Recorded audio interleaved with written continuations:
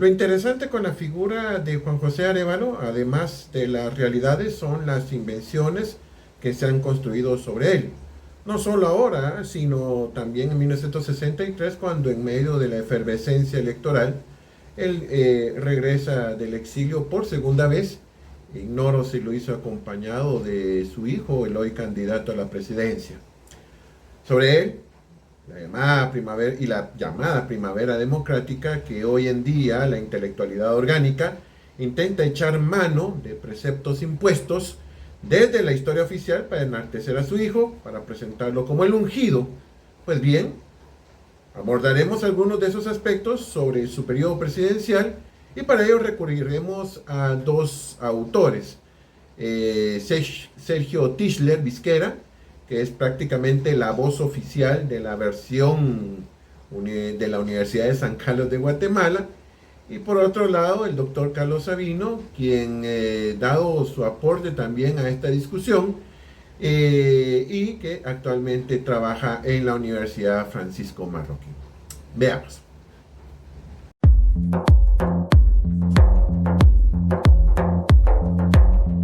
Partamos de la idea impuesta sobre la llamada primavera democrática, que para los que no son guatemaltecos hace alusión a esos dos periodos de gobierno que hubo luego del golpe de Estado del 20 de octubre de 1944. Que por cierto, a diferencia de otros golpes que hubo en el continente, aparte de estar liderado por dos militares y un comerciante, o mejor dicho, un civil en términos castrenses, en un brevísimo, pero muy brevísimo lapso de tiempo convocaron a elecciones en donde salió elegido un personaje que no había participado en las jornadas de protesta y luego en los enfrentamientos armados. En fin, nos referimos al doctor Juan José Arévalo, padre de Bernardo Arévalo, actual candidato a la presidencia.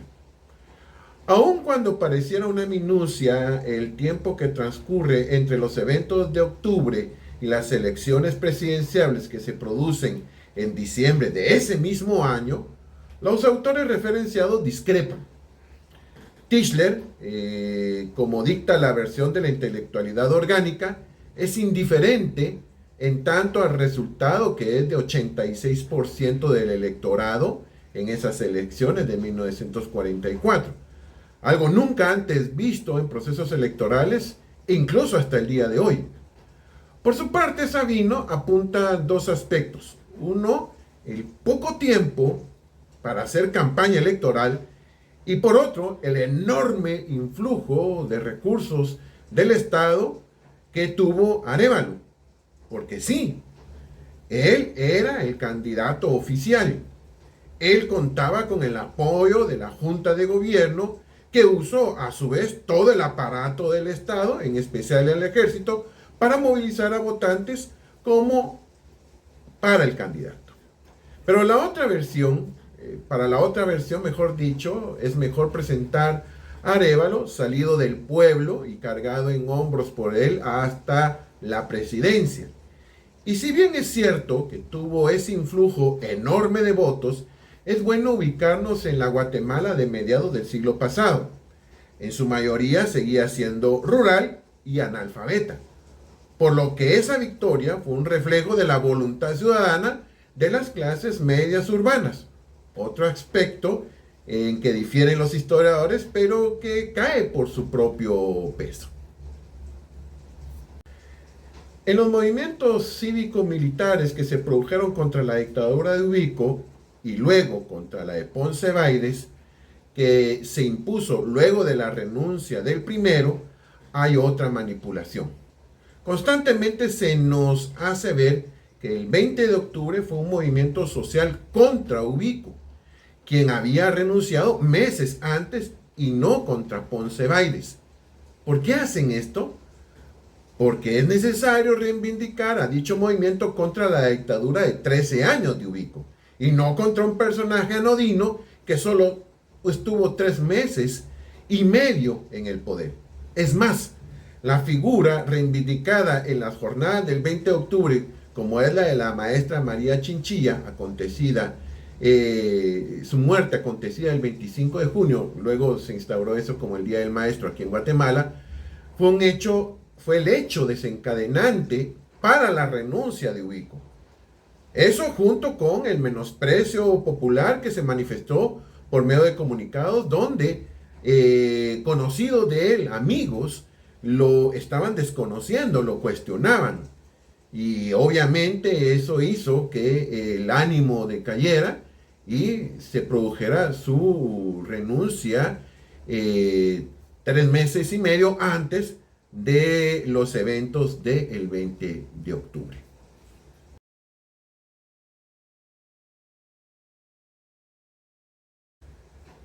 Regresando a Arévalo, él llega a la presidencia en medio de un ambiente social efervescente, revolucionario, pletórico de consignas. No era para menos, habían sucedido combates muy fuertes en la ciudad de Guatemala y muchos civiles se habían incorporado a las tropas que estaban en este caso promoviendo un golpe de Estado. En esto los autores están de acuerdo, si hubo un ambiente revolucionario, pero ojo, hay que puntualizar que entre los que estaban en contra del dictador habían muchas tendencias, o sea, habían liberales de derecha, había militares, había gente de izquierda, y dentro de estos, quienes optaban por cambios radicales tipo Unión Soviética y otros por seguir la corriente de transformaciones post Segunda Guerra Mundial en Europa. En este punto, los autores vuelven a diferenciarse porque la tendencia en la Universidad de San Carlos es plantear que todo tipo de visualización de una amenaza real del comunismo eran puras invenciones de la oligarquía, ya que esto no era cierto por el carácter democrático de la revolución. Pero no, para 1945, cuando toma posesión Arévalo, el Ejército Rojo, por ejemplo, estaba a la ofensiva en Europa. En Guatemala, muchos sindicatos se estaban comenzando a formar en el fragor de este tiempo, bajo algunos con tendencias claramente comunistas. Es más, no es por menospreciar las obras y las conquistas de la revolución, pero muchas de estas respondían a cambios que se estaban llevando a cabo en toda la región. Por ejemplo, la autonomía universitaria en Guatemala, uno de los detonantes de las movilizaciones estudiantiles contra Ubico, fueron precisamente el tema de los reclamos por la forma como se habían producido los cambios en las autoridades, porque en ese momento todavía dependía del Ministerio de Educación. Pero luego, cuando se da la autonomía, era una forma de pagar a la universidad y a los estudiantes que habían participado en todos los eventos, tanto en junio como en octubre de 1944. Y luego encontramos otras, por ejemplo, la instauración del Seguro Social, el tratar de legalizar las relaciones entre patronos y trabajadores, todo esto. Si bien es cierto y se puede catalogar de revolucionario, no solamente se produjo en Guatemala, fueron cambios que vinieron con toda esta oleada democrática post Segunda Guerra Mundial. Vamos a hacer la pregunta directa. ¿Era Arévalo socialista? Socialdemócrata en todo caso, y tal vez esta es la versión que más se maneja y que coinciden los autores, con todo y que pertenezcan a diferentes tendencias. Incluso él mismo asume, Juan José Arévalo, que él pertenece a una corriente de socialismo espiritual. Pero al ver la cercanía que su gobierno tuvo con el bloque del oeste, la expansión de la Unión Soviética en Europa y el influjo sindical que hubo durante su periodo de gobierno, por medio, como les decía, de un código de trabajo, que tenía cierto tipo de tendencia, y luego algunas políticas como la del arrendamiento forzoso para lo que él denominaba propiedades improductivas. Sobre todo, y aquí viene la parte más importante, lo del desarrollo del aparato educativo del Estado. Hay que recordar que los estados desarrollan su estructura educativa en función de reproducir no solamente capacidad y habilidades en los ciudadanos, sino también reproducir la versión de la historia, de la sociedad y de los valores que hay en esto desde el Estado. Por eso la educación oficial pareciera ser que es muy importante en esta perspectiva. Pues bien, los historiadores orgánicos se quedan en la impronta de que aquello no era socialismo, sino cambios democráticos, que luego son profundizados en la presidencia de Jacobo Arbenz, que tampoco era socialista, según ellos, que su derrocamiento fue producto de la paranoia de la clase dominante que defendía sus privilegios, pero no, el comunismo era una realidad. Se había apoderado del partido oficialista, los dirigentes de la facción más extrema hablaban al oído a Arbenz, por lo que no es difícil de creer que esta influencia, por ejemplo, estuviera presente en el momento que se toma la decisión no solo de destituir a Francisco Javier Arana como el ministro incómodo que tenía el gobierno de Arévalo, pero y luego hablaban de un destierro que se iba a producir en Cuba, pero al final todo eso se vino abajo cuando ganó la versión violenta y es asesinado. Así fue como se zanjaron las diferencias durante la presidencia de Juan José Arévalo. Una violencia que luego desencadenó otra violencia. Una violencia que se llevó a muchos de los aliados, amigos, cercanos a Francisco Javier Arana, una versión casi de la noche de los cuchillos largos a la chapina, y que los historiadores correctivos casi no mencionan. ¿Por qué? Porque la idea es presentar a la primavera democrática como la panacea. No habían conflictos sociales, no habían conflictos políticos, y en todo caso, si estos se producían, eran fomentados por los remanentes de la derecha y de algunos sectores anticomunistas que estaban viendo, como decimos nosotros acá, muertos acarreando basura.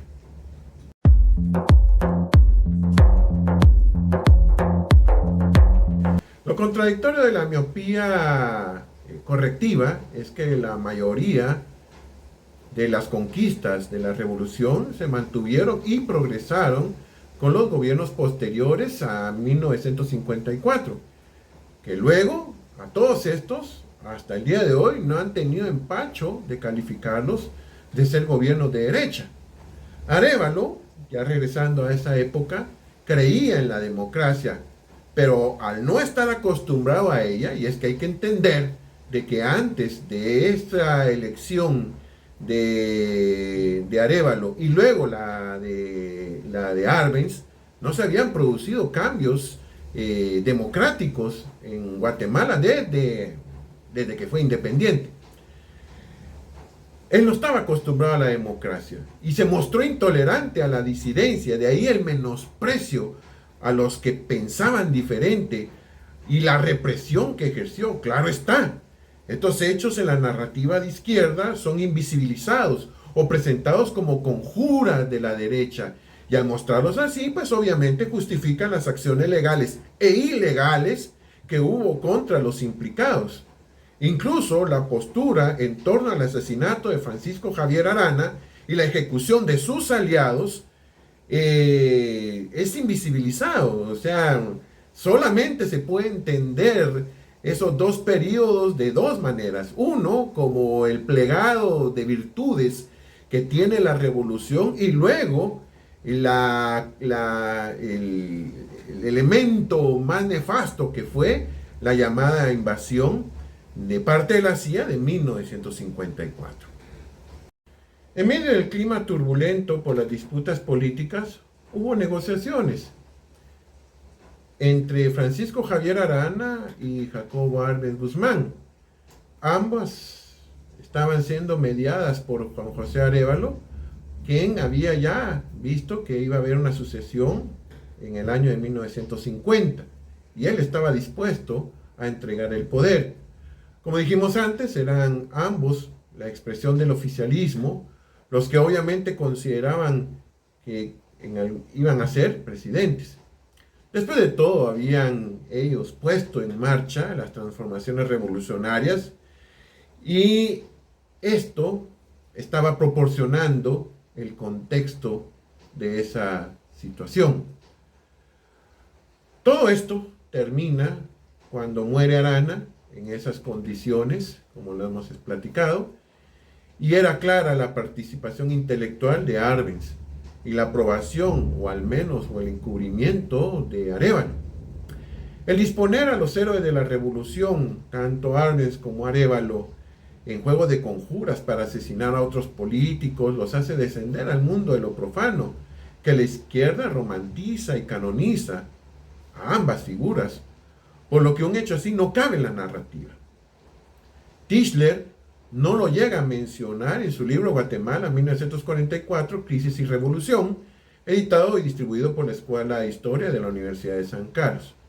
Al parecer, en el autor hubo más atención investigativa a la estructura económica de Guatemala antes de 1944, menos al hecho de que había un militar ambicioso y con asesoría de otros que veían en el periodo subsiguiente de 1950 como la plataforma para profundizar su idea de revolución, que terminaría siendo más socialista que democrática.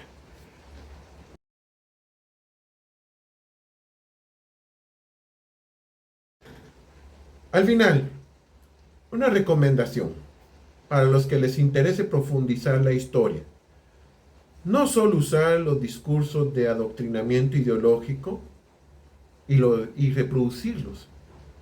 Contrasten autores, dense la oportunidad de salir de la zona de confort. Y si ya has leído autores como Sergio Tischler Visquera, sería bueno que leyeras la colección Guatemala, la historia silenciada de Carlos Sabino. Esto para contrastar, para visualizar las lógicas que se daban en aquellos años y puedas tener una idea mucho más amplia y finalmente no gane esa idea romantizada. Los políticos son seres humanos. Jacobo Arbenz Guzmán, Juan José Arévalo lo eran. Cometieron errores, tenían pasiones, tenían un gran sentido democrático, pero también tenían muchos intereses y sí visualizaban, sí se concebían a sí mismos en una patria socialista. Gracias amigos por haberse suscrito. Espero no estarlos decepcionando. Por favor, activen la campanita, así se les va a ir notificando cuando saquemos nuevos videos con análisis de la política nacional y un poco de la internacional. Nos vemos.